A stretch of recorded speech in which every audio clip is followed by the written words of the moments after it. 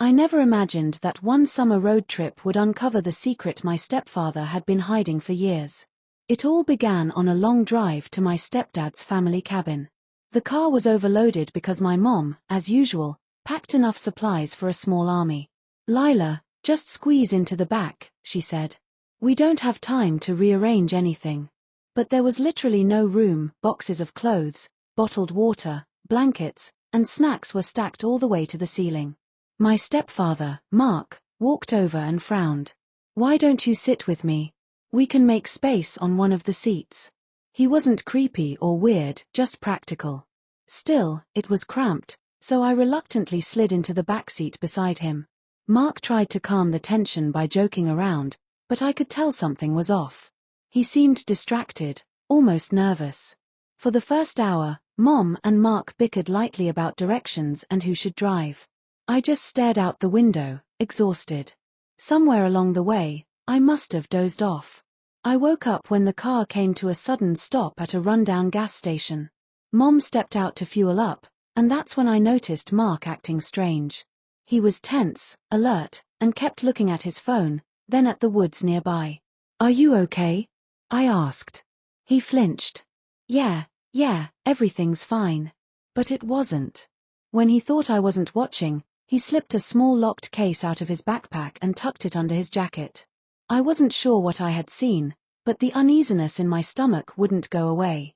When Mom returned, the atmosphere in the car grew heavier. Mark kept checking the mirrors as if we were being followed. At one point, he even asked my mom to switch routes. "Why?" she asked. "No reason. Just gut feeling." But that wasn't true. His voice was too shaky. Hours later, the truth came out. As the sun began to set, a black SUV pulled up behind us on an empty stretch of road. Mark instantly panicked. "That's them," he whispered. "They found me." Mom slammed the brakes. "Found you? Mark, what is going on?" His secret finally broke. Before he met my mom, Mark used to work as an investigator for a private security firm. During a case, he uncovered a massive fraud scheme involving powerful people. He escaped, but they never forgot. The locked case he had been hiding, evidence enough to expose everything. "They threatened me," he said. "I didn't want to bring you both into this. But now we were right in the middle of it." Mom grabbed the steering wheel. "Lila, hold on." She floored the gas. The SUV chased us for miles through twisting forest roads. I thought we were done for until a truck suddenly pulled out of a side road, blocking the SUV just long enough for us to escape. By the time we reached the cabin, we were all shaking. That night, Mark finally called his old firm for backup. Within hours, the people who had been after him were tracked down and arrested. The next morning, he apologized to both of us. "I should have told you the truth," he said.